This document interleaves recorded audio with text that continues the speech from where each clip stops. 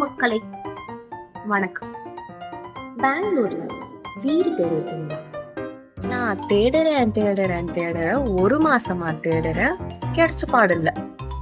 1,00,000 ரூபாய் டெபாசிட், எங்க போறது? அதுக்கே தனியா லோன் எடுக்கணும் போலயே.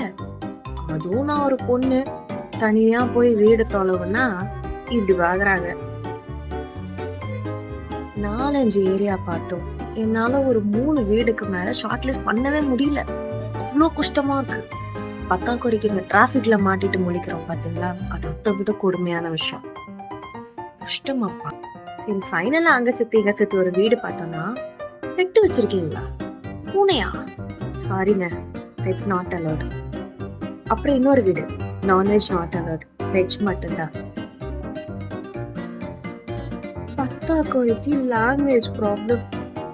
4 வருஷம் இருந்தும் என்னால ஒழுங்கா கன்னடா பேச முடியல.